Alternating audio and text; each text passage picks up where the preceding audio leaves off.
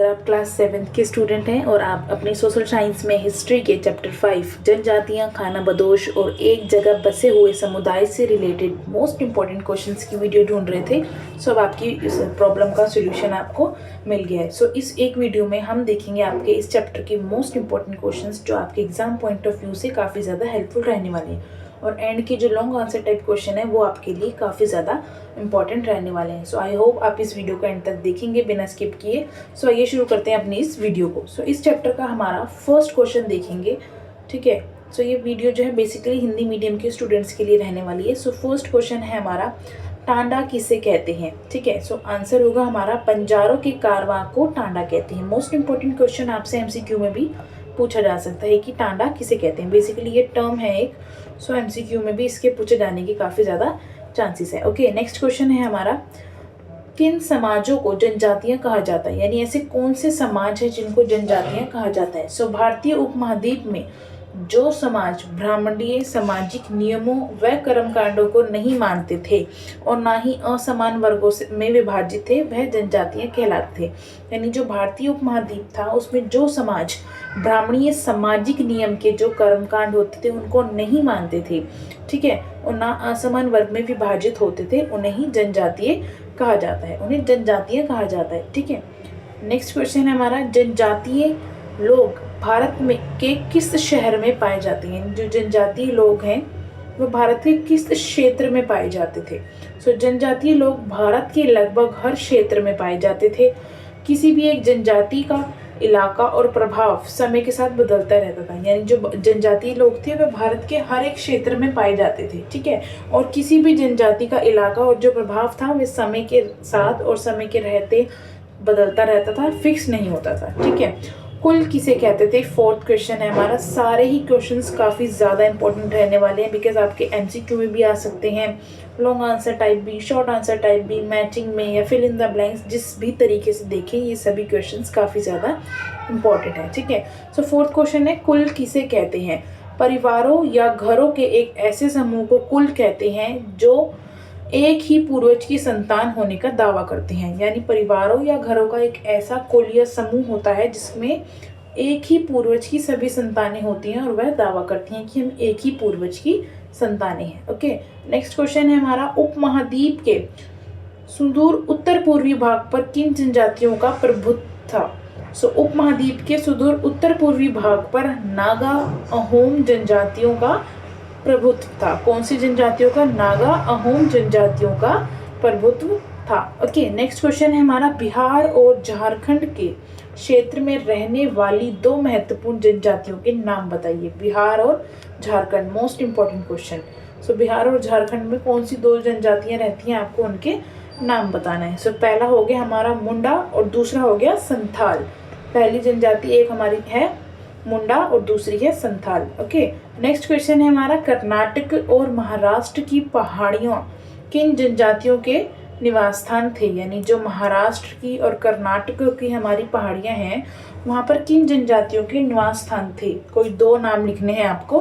तो पहला हो जाएगा हमारा कोली, दूसरा हो जाएगा बेरात। ओके, कर्नाटक और महाराष्ट्र की जो पहाड़ियाँ थी वहाँ पर ये दो जनजातियों का निवास स्थान पाया जाता था। पहला है कोली और बेरात। नेक्स्ट क्वेश्चन है हमारी, भीलों की आबादी किस क्षेत्र में फैली हुई थी। जो भीलों थे उनकी जो आबादी थी वो किस क्षेत्र में फैली हुई थी। तो भील जनजाति पश्चिम और मध्य भारत में फैली हुई थी। सो भील की जो जनजाति थी वह पश्चिम में और मध्यम भारत में फैली हुई थी। ओके,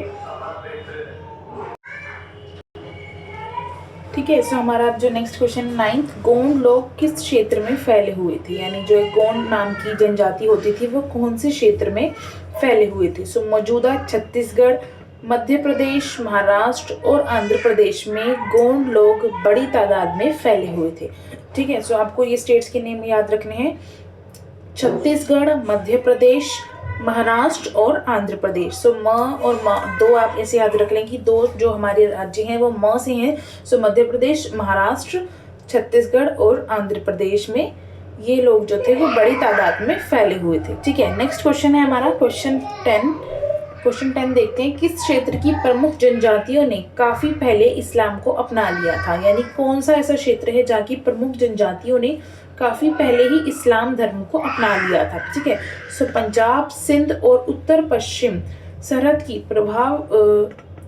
प्रभुत्व वाली जनजातियों ने काफी पहले ही इस्लाम को अपना लिया था। यानी पंजाब, सिंध और उत्तर पश्चिम सरहद की जो प्रभुत्व वाली जनजातियां थी उन्होंने काफी पहले ही इस्लाम को अपना लिया था। ठीक है, नेक्स्ट क्वेश्चन रहने वाले क्वेश्चन 11, राजा मान सिंह ने चेरों को कब पराजित किया? जो राजा मान सिंह थे उन्होंने चेरों को कब पराजित किया था? सो उन्होंने 1591 में, यानी 1591 में 1591 ईस्वी में उन्होंने राजा मान सिंह जो थे उन्होंने चेरों को पराजित कर दिया था। ठीक है, नेक्स्ट क्वेश्चन रहेगा हमारा 12th क्वेश्चन, 16वीं सदी में ओहमनों ने कौन कौन से राज्यों को अपने राज्य में मिला लिया? यानी 16वीं जो शताब्दी थी हमारी उसमें ओहमों ने कौन कौन से राज्यों को अपने राज्यों में मिला लिया था? तो 16वीं सदी में ओहमों ने चुटियों को 1523 ईस्वी और कोच होजो को 1581 ईस्वी के राज्यों को अपने राज्यों में मिला लिया था। ठीक है, सो ओहमों ने जो था वो चुटियों को 1523 ईस्वी में और कोच होजो को 1581 ईस्वी के उसके जो राज्य थे उनको अपने राज्य में मिला लिया था। तो आपको इसमें ये दो टर्म याद रखनी है, चुटियों और कोच होजो को। ओके, नेक्स्ट क्वेश्चन है हमारा, मंगोल कौन थे? मोस्ट इंपॉर्टेंट क्वेश्चन कि मंगोल कौन थे पूछा जा सकता है आपसे। इतिहास में सबसे प्रसिद्ध पशुचारी और शिकार संग्रह जनजातियां मंगोलों की थी। यानी हिस्ट्री इतिहास में अगर देखें तो सबसे ज्यादा पॉपुलर पशुचारी और शिकारी संग्रह जनजातियां मंगोलों की मानी जाती थी। ओके, नेक्स्ट क्वेश्चन है, मंगोल कहाँ बसे हुए थे? मंगोल मध्य एशिया के घास के मैदानों और थोड़ा उत्तर की ओर के वन प्रांतों में बसे हुए थे। यानी जो मंगोल थे वे मध्य एशिया की जो घास के मैदान थे वहां पर और थोड़ा सा उत्तर की ओर के वन प्रांतों में बसे हुए थे। ठीक है, नेक्स्ट हमारे यहाँ से थोड़े से लॉन्ग आंसर टाइप क्वेश्चन शुरू होते हैं, ये देख लेते हैं हमारे। ठीक है, सो जनजातियां किन स्थानों पर निवास करती थी? इस उपमहाद्वीप में विभिन्न हिस्से में कई बड़ी जनजातियां फली फूली। ठीक है, सो जो जनजातियां थी वह उपमहाद्वीप के विभिन्न हिस्सों में कई बड़ी जनजातियां जो थी वह फली फूली।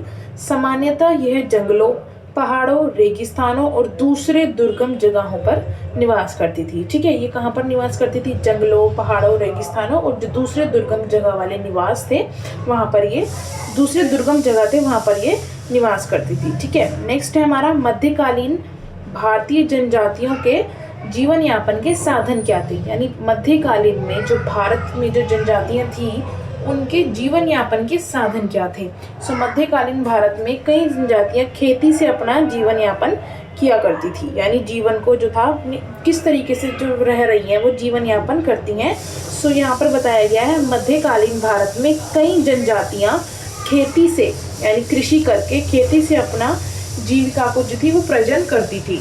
कुछ दूसरी जनजातियों के लोग शिकारी संग्रह या पशुपालक थे। जो कुछ दूसरी जनजातियां थे उसके लोग जो थे वो कुछ शिकारी थे, कुछ संग्राहक थे और कुछ पशुपालक थे, ऐसा माना जाता है। ओके, नेक्स्ट क्वेश्चन है, कौन से कारक समाजों में परिवर्तन लाए? अब आपको बताना है कि उस टाइम ऐसे कौन से कारक थे जो समाज में परिवर्तन लाए। सो कभी कभी जाति विभाजन पर आधारित अधिक शक्तिशाली समाजों के साथ जनजातियों का टकराव होता था। यानी ऐसा माना जाता है कि कभी कभी जाति विभाजन पर आधारित अधिक शक्तिशाली समाजों के साथ जो था जनजातियों का टकराव होता था। ठीक है, कई मायनों में इन जनजातियों ने अपनी स्वतंत्रता और अपनी संस्कृति को बचाया। यानी उन जनजातियों ने कई मायनों में अपनी स्वतंत्रता और संस्कृति को बचाने का प्रयास किया। लेकिन जाति आधारित समाज और जनजातीय समाज दोनों अपने विविध किस्म की आवश्यकताओं के लिए परस्पर निर्भर भी रहे। यानी जो दोनों समाज थे वे अपनी विभिन्न प्रकार की आवश्यकताओं और उनकी परस्पर निर्भरता के लिए एक दूसरे पर निर्भर भी रहे। ठीक है, टकराव और निर्भरता के इस संबंध ने दोनों तरह के समाजों को धीरे धीरे बदलने का काम किया। यानी टकराव ने और एक दूसरे के ऊपर निर्भरता ने जो थे उनकी आपस में एक दूसरे के ऊपर निर्भरता थी और टकराव थे, तो इन संबंधों ने दोनों तरह के समाजों को धीरे धीरे बदलने का काम किया। सो इस प्रकार ये निम्नलिखित कारक माने जाते हैं जिन्होंने समाज में परिवर्तन लाए। ठीक है, आई होप मैं आपको अच्छे से समझा पा रही हूँ। और आपको समझ भी आ रहा हो इस वीडियो से, ठीक है। नेक्स्ट क्वेश्चन है हमारा, जनजातीय समाजों की प्रमुख विशेषताओं का उल्लेख कीजिए। यानी जो जनजातीय समाज थे उनकी आपको कुछ प्रमुख विशेषताएं बतानी है, ठीक है। सो जनजातीय समाजों की प्रमुख विशेषताएं निम्नलिखित हैं। आप इस तरीके से एक लाइन बनाकर लिख सकते हैं पेपर में, आंसर राइटिंग काफ़ी ज़्यादा इफेक्टिव लगेगी। ओके, सो फर्स्ट पॉइंट है हमारा, प्रत्येक जनजाति के सदस्य नेतादारी के बंधन से जुड़े होते थे। यानी जितने भी जनजाति के हमारे सदस्य थे वो नातेदारी के बंधन से जुड़े होते थे। नेक्स्ट है, ये जनजातियां कृषि, शिकार, संग्रह या पशुपालक से अपना जीवन यापन करती थी। यानी जीवन को प्रयाजन, सो इसकी जगह आप जीवन यापन भी लिख सकते हैं। सो एक किससे, कृषि से, शिकार से और संग्रहण से और पशुपालन से अपना जीवन यापन करती थी, ठीक है। नेक्स्ट है, सामान्यतः ये जनजातियां जंगलों, पहाड़ों, रेगिस्तानों और दूसरी दुर्गम जगहों पर निवास करती थी। कुछ जनजातियां खानाबदोश थी, वह एक जगह से दूसरी जगह घूमती रहती थी। जनजातीय समूह संयुक्त रूप से भूमि और चारगाहों पर नियंत्रण रखते थे और वह स्वयं के बनाए नियमों के आधार पर परिवारों के बीच इनका बंटवारा करते थे। सो जनजातीय समाज के जो समूह थे ये इनकी कुछ विशेषता है, ठीक है। नेक्स्ट क्वेश्चन है हमारा, चेरों पर संक्षिप्त टिप्पणी लिखिए। चेरों पर, ये भी एक टर्म है, इंपॉर्टेंट है। सो बिहार और झारखंड के कई क्षेत्रों में चेर एक प्रमुख जनजाति थी। 12वीं सदी तक यहाँ चेर सरदारशाहियों का उदय हो चुका था। अकबर के सेनापति राजा मान सिंह ने 1591 ईस्वी में इन लोगों पर हमला किया और उन्हें परास्त किया तथा उन्हें लूट कर अच्छा खासा माल इकट्ठा किया, लेकिन वे पूरी तरह अधीन नहीं बनाए गए। औरंगजेब के समय मुगल सेनाओं ने चेर लोगों के कई इलाकों पर कब्जा कर लिया, इस जनजातीय को अपना अधीनस्थ बना लिया। यानी बेसिकली ऐसा माना जाता है कि जो चेरों थे, बिहार और झारखंड के कई क्षेत्रों में चेरों की एक प्रमुख जनजाति पाई जाती थी, ठीक है। 12वीं सदी तक यहाँ चेर जो थे वो सरदारशाहियों का उदय हो चुका था। अकबर के जो सेनापति थे राजा मान सिंह, उन्होंने 1591 में इन लोगों पर हमला कर दिया और उन्हें परास्त कर दिया और उनको लूट कर उनसे अच्छा खासा माल इकट्ठा कर लिया, लेकिन वे पूरी तरह अधीन नहीं बनाए गए थे। उसके बाद औरंगजेब का जब समय काल आया तो मुगल सेनाओं ने चेर लोगों को कई किलों पर कब्जा कर लिया। जो चेर लोगों के किले थे उन पर कब्जा कर लिया औरंगजेब के समुदाय ने, ठीक है। इस जनजाति को अपना अधीनस्थ बना लिया गया। सो इस तरीके से उनका शोषण किया जाता था, ठीक है। चेर जो हमारी एक जनजाति है उसका, जो कहाँ पर पाई जाती है, हमारी बिहार और झारखंड के कई क्षेत्रों में हमारी चेर जनजाति जो है प्रमुख रूप से पाई जाती है। ओके, नेक्स्ट क्वेश्चन है, भारतीय उपमहाद्वीप में विभिन्न जनजातियां समूहों की क्षेत्रवार एक तालिका बनाएं। यानी जो भारतीय उपमहाद्वीप में विभिन्न जनजातियों के जो समूह हैं उनकी क्षेत्र के हिसाब से आपको एक तालिका बनानी है।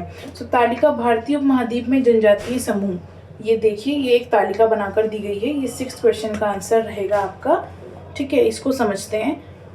सो भारतीय उपमहाद्वीप में हमारी जो जनजातियां हैं उनके समूह की तालिका है क्षेत्रवार के हिसाब से, यानी क्षेत्र के अकॉर्डिंग। सो ठीक है, सबसे पहला उत्तर में से देखेंगे सबसे ऊपर से। सो पंजाब, मुल्तान, सिंध तथा हिमाचल, यहाँ पर कौन सी जनजातियों के समूह हैं ये नेम लिखे हुए हैं। खोखर, मखगर, लंगहा, अरुघन, बलोच और गढ़ी-डीजन आदि ये जनजातीय समूह हैं, ठीक है। नेक्स्ट, दक्षिण से कर्नाटक, आंध्र प्रदेश, केरल में तथा तमिलनाडु में कौन सी हैं, कोली, बेराद, कोरागा, वेवर, मारवाड़, गोंड आदि, ये सभी दक्षिण क्षेत्र की जनजातियों के समूह के नाम हैं। थर्ड है पूर्व में, यानी असम, बिहार, झारखंड, ओडिशा, बंगाल, ठीक है, यहाँ तक। यहाँ पे कौन सी जनजाति है, ओहम, चेर, मुंडा, संथाल और भायांज आदि। ओके, पश्चिम में महाराष्ट्र और गुजरात से कोली, गोंड, बेराद और भील। एंड नेक्स्ट, मध्य भारत में मध्य प्रदेश और छत्तीसगढ़ से हमारा भील, गोंड आदि, यहाँ पे राजस्थान और ये बंजारा आदि, ठीक है। तो इस तरीके से ये क्षेत्र के हिसाब से जनजातियों के समूह यानी जनजातियों के नाम यहाँ पे आपको देखने को मिलेंगे, ठीक है। नेक्स्ट क्वेश्चन है हमारा क्वेश्चन 7, मोस्ट इंपॉर्टेंट। आपके चैप्टर का जो टाइटल है उसकी एक टर्म है, खानाबदोश कौन होते हैं। तो ध्यान से समझेंगे इसको, 7th वाले क्वेश्चन को। खानाबदोश घुमंतु लोग होते हैं। बेसिकली खानाबदोश जो होते हैं उनको घुमक्कड़ भी कहा जाता है। सो घुमंतु लोग होते हैं, उनमें से कई पशुचारी होते हैं जो अपनी रेवड़ और पशु वृंद के साथ एक चारगाह से दूसरे चारगाह तक घूमते रहते हैं। बंजारा लोग सबसे महत्वपूर्ण व्यापारी खानाबदोश थे। सो बेसिकली जो ये खानाबदोश हैं ये घुमक्कड़ होते हैं। उनमें से कई पशुचारी होते थे जो अपनी रेवाड़ और पशु वृत्त के साथ एक चारगाह से दूसरे चारगाह तक घूमते रहते थे। और बंजारा लोग सबसे महत्वपूर्ण व्यापारी खानाबदोश थे। ठीक है, नेक्स्ट क्वेश्चन है हमारा क्वेश्चन 8।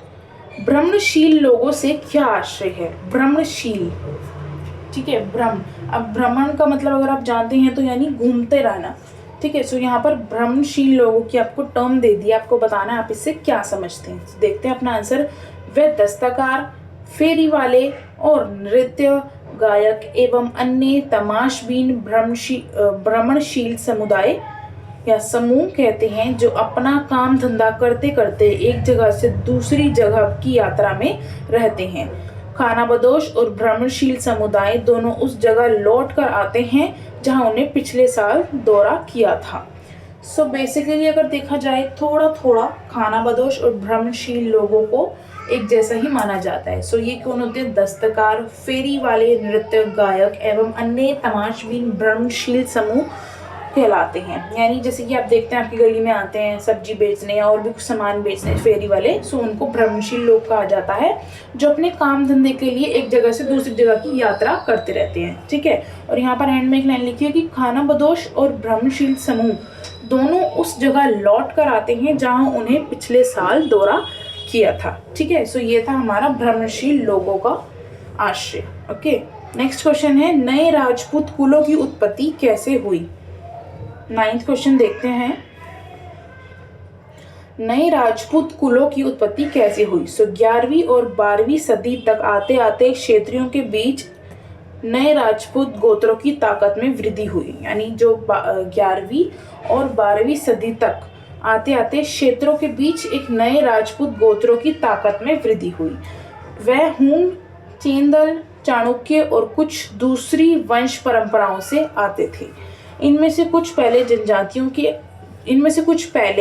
जनजातियों से आते थे और बाद में कई कुल राजपूत मान लिए गए। धीरे धीरे उन्हें पुराने शासकों की जगह ले ली, विशेषतः कृषि वाले क्षेत्र में। सो नए जो हमारे राजपूत कुल थे उनकी उत्पत्ति इस तरीके से हुई। 11वीं और 12वीं सदी आते आते क्षेत्रों के बीच नए राजपूत गोत्रों की ताकत में वृद्धि होने लगी। ठीक है, वे हूण, चेंदल, चालुक्य और कुछ दूसरी वंश परंपराओं से आते थे। इनमें से जो कुछ थे वह पहले जनजातियों से आते थे और बाद में वह कुल राजपूत मान लिए गए। वो जनजातियों से आते थे लेकिन कुछ समय बाद वह जो कुल थे उनको राजपूत मान लिया गया। धीरे धीरे उन्होंने पुराने शासकों की जगह ले ली, विशेषतः कृषि और जो भी क्षेत्र थे उनमें। ठीक है, सो इस तरीके से राजपूत कुलों की उत्पत्ति हुई। सो ये था हमारा इस वीडियो का लास्ट क्वेश्चन। आई होप आपको वीडियो पसंद आई होगी। इस वीडियो ने आपकी किसी भी तरीके से हेल्प की होगी। इस वीडियो के जितने भी क्वेश्चन है सारे के सारे आपके एग्जाम पॉइंट ऑफ व्यू से काफ़ी ज़्यादा इंपॉर्टेंट हैं, सभी टर्म्स इंपॉर्टेंट हैं। सो आई होप आपने इस वीडियो को एंड तक देखा होगा। अगर आपने इस वीडियो को एंड तक देखा है तो thank you so much. And please अगर आप चैनल पर नए हैं तो प्लीज़ चैनल को लाइक, शेयर, सब्सक्राइब करना मत भूलें। Thank you so much for watching this video.